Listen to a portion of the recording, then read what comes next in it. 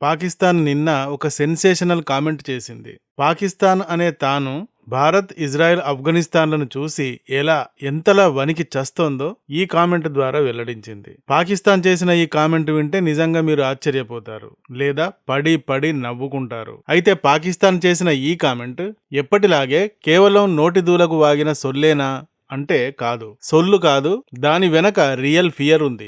గత చరిత్రలో దాగిన భయంకర నిజం ఉంది. మరి ఈ వీడియోలో ఇందుకు సంబంధించిన విస్తుపోయే నిజాలను చూద్దాం. లిటరల్లీ 1980s ఒక్కసారి భారత్ ఓకే అని ఉంటే ఇజ్రాయెల్ పాకిస్తాన్ న్యూక్లియర్ ప్రోగ్రామ్ ని డిస్ట్రాయ్ చేసి ఉండేది. కానీ భారత్ కొన్ని కారణాల వల్ల అప్పుడు ఓకే చెప్పలేకపోయింది. దీంతో పాకిస్తాన్ ఈ రోజు అణ్వస్త్ర దేశంగా మిగిలింది. ఇందుకు సంబంధించిన రియల్ స్టోరీ చాలా ఇంట్రెస్టింగ్ గా ఉంటుంది. ఇదేమిటో ఈ వీడియోలో చూద్దాం.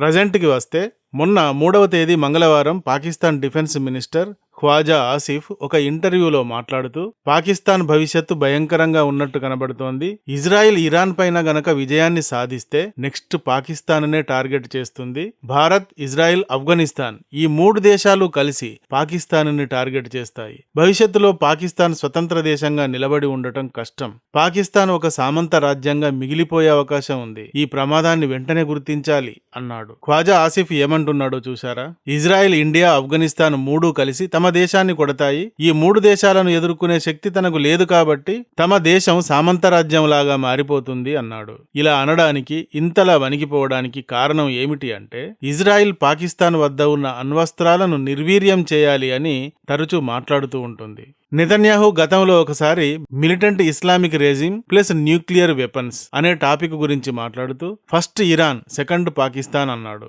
అదే సందర్భంగా తాలిబాన్ టేక్ ఓవర్ పాకిస్తాన్ అన్నాడు. నెతన్యాహు క్లియర్ గా చెప్పింది ఏమిటి అంటే మన ముందు ఉన్న అతి పెద్ద మిషన్ ఏమిటి అంటే ఏ ఇస్లామిక్ మిలిటెంట్ రెజిమ్ ని కూడా న్యూక్లియర్ వెపన్ ని సాధించకుండా ఆపడం మన కర్తవ్యం. న్యూక్లియర్ వెపన్ సాధించకుండా మొదట ఇరాన్ ని, తర్వాత పాకిస్తాన్ ని ఆపాలి. పాకిస్తాన్ న్యూక్లియర్ ని తాలిబాన్ లాంటి వాళ్ళు చేజిక్కించుకుంటే ప్రపంచానికి చాలా ప్రమాదం అన్నాడు. అందువల్లే మీరు చూడండి, ఇప్పుడు ఇరాన్ న్యూక్లియర్ ప్రోగ్రామ్ ని చేస్తోంది అని ఇజ్రాయెల్ యుద్ధానికి దిగింది.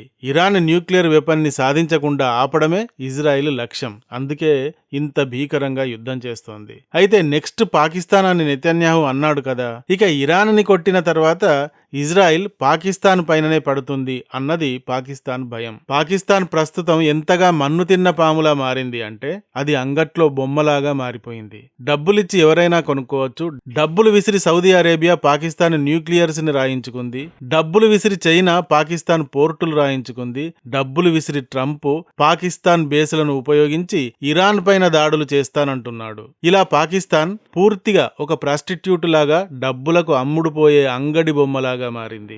అందుకే చూడండి, ఖ్వాజా ఆసిఫ్ మాటల్లో ఏమాత్రం ధైర్యం కనబడడం లేదు. ఇండియా, ఇజ్రాయెల్, ఆఫ్ఘనిస్తాన్లు కలిసి మా దేశాన్ని సామంతరాజ్యంగా మారుస్తారు అన్నాడు.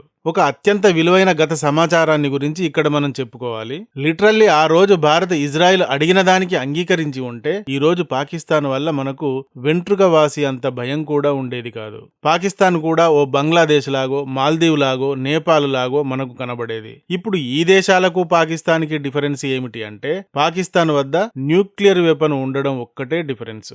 జస్ట్ ఇంతే డిఫరెన్స్. 1980s జరిగిన స్టోరీ చెబితే అయ్యో ఎలా ఈ విషయం చేజారిపోయింది, అలా చేజారనిచ్చారే అని మీకు తప్పక అనిపిస్తుంది.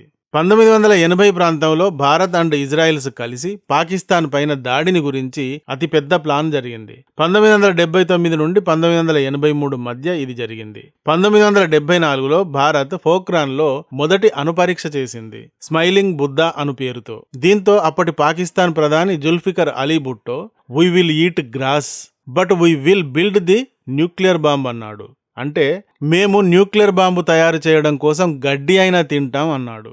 వాడికి భారత్ న్యూక్లియర్ టెస్ట్ చేస్తే అంత నొప్పి పుట్టింది.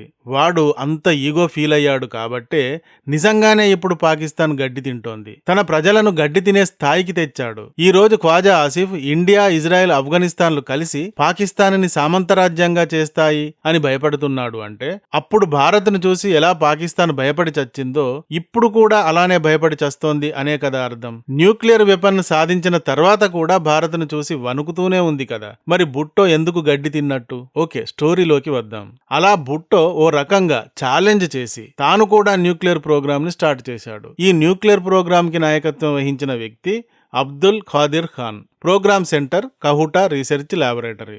ఇజ్రాయెల్కి ఒక స్ట్రాటజీ ఉంది మొదటి నుండి.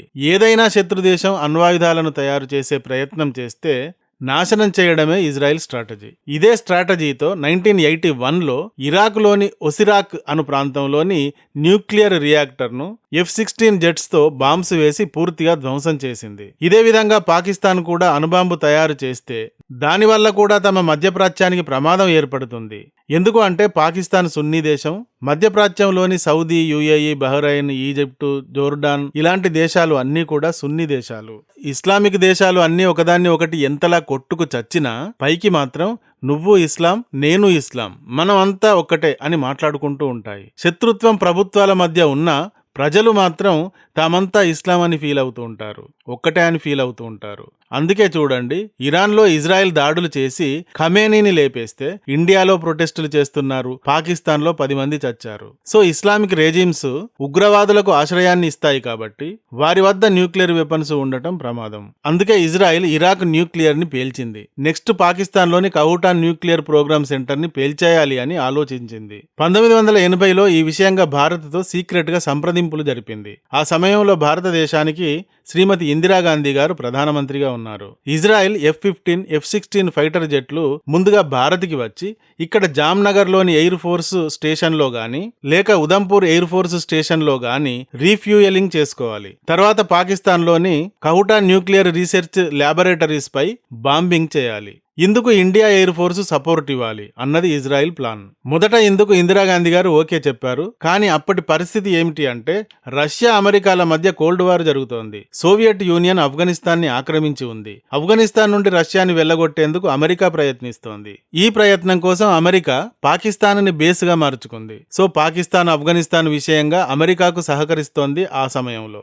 సో ఇలాంటి సమయంలో పాకిస్తాన్ పై దాడి చేయడాన్ని యుఎస్ అంగీకరించలేదు.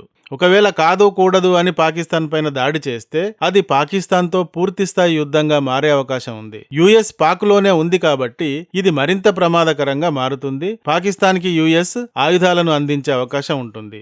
ఇలాంటి ఆలోచనలతో ఇందిరాగాంధీ గారు తర్వాత తన మాటను వెనక్కి తీసుకున్నారు. లేదంటే ఆ రోజే ఇజ్రాయెల్ పాకిస్తాన్ న్యూక్లియర్ ప్రోగ్రామ్ ని ధ్వంసం చేసి ఉండేది. ఈ రోజు పాకిస్తాన్ వల్ల ఈ మాత్రం భయం కూడా భారత్కు ఉండేది కాదు. ఆ తర్వాత 1984లో భారత్లో ప్రభుత్వం మారింది. ఆ తర్వాత ఈ ఇజ్రాయెల్ ప్లాన్ కి మూతపడింది. ఈ విషయం ఎవరు మరిచిపోయినా పాకిస్తాన్ మాత్రం మరిచిపోలేదు. పైగా ఇండియా, ఇజ్రాయెల్ల మధ్య గతంలో కంటే ఇప్పుడు మరింత బలమైన సంబంధాలు ఏర్పడ్డాయి. భారత్ నుండి కార్మికులు పెద్ద సంఖ్యలో ఇజ్రాయెల్కి వెళ్లడం, ఇజ్రాయెల్తో భారీ స్థాయి డిఫెన్స్ డీల్ చేసుకోవడం లాంటివి ఎన్నో జరిగాయి. మరోవైపు తన పక్కనే ఉన్న మరొక సున్నీ దేశం ఆఫ్ఘనిస్తాన్తో యుద్ధం పాకిస్తాన్కి తారస్థాయికి చేరింది. ఈ అన్ని చూశాక పాకిస్తాన్కి భయం వేయడం సహజం కదా. ఆఫ్ఘనిస్తాన్ కూడా ఇకపైన పాకిస్తాన్తో ఫ్రెండ్లీ రిలేషన్ పెట్టుకోవడం దాదాపుగా అసాధ్యం. ఏ ఇద్దరు వ్యక్తులైతే ఒకరిని ఒకరు చచ్చేలాగా కొట్టుకుంటారో వారి లోపల పగ చచ్చేదాకా పోదు. పోయినట్టు పైకి నటించినా లోపల ఒకరిపైన ఒకరికి మంటగానే ఉంటుంది. అదృష్టవశాత్తు పాకిస్తాన్, ఆఫ్ఘనిస్తాన్లు చచ్చేలా కొట్టుకుంటున్నారు. వీరికి ఎప్పటికీ తీరని పొడవైన సరిహద్దు డ్యూరాండ్ లైన్ ఉంది. ఈ లైన్ ని ఆఫ్ఘనిస్తాన్ మొదటి నుండి అంగీకరించదు, పాకిస్తాన్ వదులుకోదు. టీటీపీలు పాకిస్తాన్ రాజ్యాంగాన్నే మార్చాలి అని దాడులు చేస్తూ ఉంటారు. వీరిది కూడా తీరని కోరిక కాబట్టి వీరి దాడులు కూడా ఆగవు. వీరికి ఆఫ్ఘనిస్తాన్ బార్డర్లో ఉన్న పాష్తూన్స్ కోసం సపోర్ట్ ఇస్తుంది ఆఫ్ఘనిస్తాన్. ఇలాంటి కారణాల వల్ల సుదీర్ఘకాలంలో ఆఫ్ఘనిస్తాన్తో సయోధ్య పాకిస్తాన్కి జరిగే అవకాశం లేనే లేదు.